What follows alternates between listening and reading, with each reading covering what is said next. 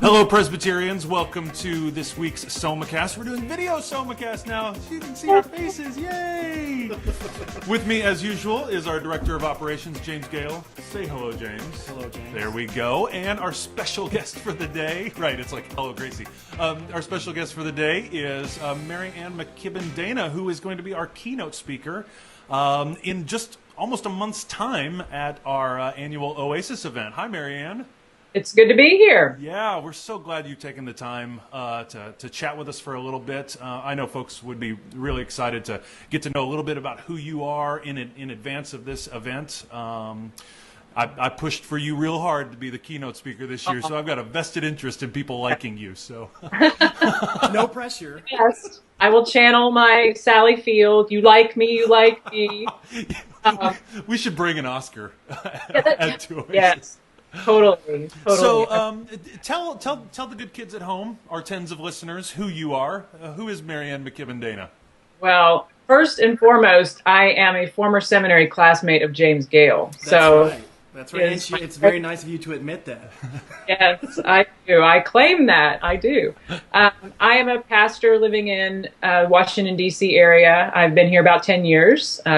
Graduated from Columbia Seminary and have been kind of doing a dual vocation of writing and pastoring for the last few years. I serve a small church, Idlewood Presbyterian. I've been there 4 years. In fact, I think my 4-year anniversary will be like while I am with you guys. So my milestone there. Previous to that, served a large church here in Northern Virginia, Burke Presbyterian. So have worn the generalist associate hat, have worn the solo pastor of a very small congregation hat, and have worked full-time in ministry, part-time, and as I said, the past few years I've been doing some writing and speaking around the church, which I really enjoy, talking to people in all different kinds of ministry contexts and hopefully being helpful to them in their journey as pastors and as church leaders. So I'm excited to come and be with you guys. Yeah, we're really looking forward to it. MaryAnn mentioned she's a writer and speaker. She blogs regularly. The Blue Room is her blog, and we'll put that in the show notes. But probably the reason why we wanted you to come to the Midwest is because of your book, Sabbath in the Suburbs. Yeah, yes. Your little bio there. You know what it's like to be busy, don't you? Yes. And one of the things about being a bivocational pastor, and my friend Carol Merritt has written a lot about this, is it's hard to find the day off, because on my day off from church work, I'm doing my writing work and vice versa. And for me, living in the DC area, I think we have a particular culture here of being very type A, and parents want the best for their kids, and so they enroll them in lots and lots of activities. Although as I travel around, I hear from people all over the place that is the dynamic wherever you go. And it all comes from good intentions. But I think that spiritually, that comes at a cost of being constantly on the go. And so this Sabbath interest grew out of a personal need to do something different with our family, but also serving as an associate. I was an associate at the time. We got interested in Sabbath, and a wonderfully vibrant, very busy church with a lot of really worthy things, but started to feel like, we could really tax our families if we weren't careful in terms of everything was so wonderful. Everyone wanted to be there when the church doors were open. So how do we think carefully about the way that we are spending our time? One of the things I talk about in the book is that, we talk about our checkbooks and the way we spend our money as a theological statement. We may not like to talk about that, but that is something that we're used to having. We're going to edit that part out, because that's right, cool. Exactly. But at least that we know that that's kind of something that we should be aware of, as uncomfortable as it is.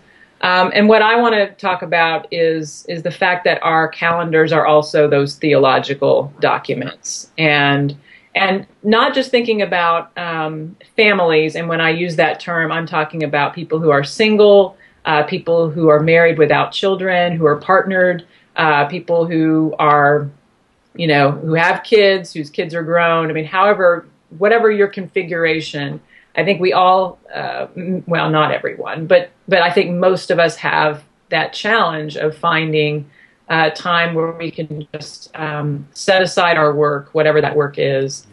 Yeah. And that's spiritual work, that's logistical work, biblical and theological work. And so when I speak to groups, I blend all of those things together. Yeah. My presentations have, Jonathan Edwards quotes and clips from The Office. So we bring a little bit of everything together to try to get people thinking and really seeing how they can claim this practice. And why should OASIS is billed for working pastors and also working educators, and some of these people are folks who do this simply because they're responding to a call from God, not because they're getting a paycheck. They're just trying to serve their churches because they feel that way. What is the cost to these folks who are selflessly giving of themselves to the church? You mentioned this comes at a cost. Why should folks who are serving the church in this way be particularly concerned about their calendars, about their Sabbath time? Right. Well, I think as leaders, we can our folks as far as we ourselves have been led. And if we proclaim that we value Sabbath, however you define Sabbath, and I'm pretty expansive in how I define it. We, as a family, take our Sabbath on Saturday because I work on Sunday, and sometimes it's a couple of hours on Saturday. I mean, we really try to make it our own. But if we value that, if we say we do, that we want to help people live a whole life, a coherent life, a balanced life, and a life that acknowledges that we are not God, and that the world goes on without us when we rest from our labors, then we have to claim that for ourselves as well. I think as hard as it is, our preaching and our teaching about that rings hollow if we're not at least trying. And I think we can be honest with the folks that we serve, whether we're pastors or whether we're volunteers, leadership, to say this is really hard. And I say that a lot when I talk to people. But I see it as a value, and I'm going to keep struggling. And I want to help create a congregational culture where we can all struggle with that and support one another. Yeah, that's something that James and I talk a lot about, is leaders really building this culture in to the communities, to the communities that we serve. Right. So my question, Marianne, is, and I think you touch on this a little bit, is if those of us that are in church work often hear from people that Sabbath might mean an excuse to take some time to goof off, or kind of combating that, as you say, type A, I've got to produce work, or as we like to say, the Protestant work ethic. And how do we get people to understand that Sabbath is a positive spiritual endeavor and not counterintuitive or bad compared to that? That by taking time, we actually enhance what we produce because we're not burned out. Right. Well, I think you said it really well. I think part of it too is that interested in recent years reading about how the brain works and the value of fallow time, if you will, of resting and not constantly being expected to create and produce. Because as you both know, and as people know, maybe if you've ever prepared a sermon, I mean, you sort of write it, and if you can let it sit for a little while, when you come back to it, it's like, whoa, it's been in the crock pot, That's awesome. Doing its thing, You have to use that one. If there's a really utilitarian, I think, purpose to Sabbath, and I'm not afraid to say it that way. Is that when we take time set aside, it refreshes us and it allows us to be more productive. Now, sometimes it also makes you realize that the things we're productive with aren't really all that worthwhile. I mean, I had the experience as I was writing the book of feeling like this day of rest made me just want more. And I was finding myself wanting to say no to things, whereas before I would have said yes. So we have to be careful. I mean, God is at work in this, so we can't sort of say, if I take time off, I will be 50% more creative when I'm working, but I do think there is a benefit that is very practical. Before we let you go, because I know that you're on lunch hour, so we really appreciate you taking time. But before we let you go, you're also going to do a workshop for us on what you're calling Agile Church. Yes. Give us a little snippet as to what that means. Right. This is a reprise and a building on a workshop I did for the Next Church conference, I think 2 conferences ago.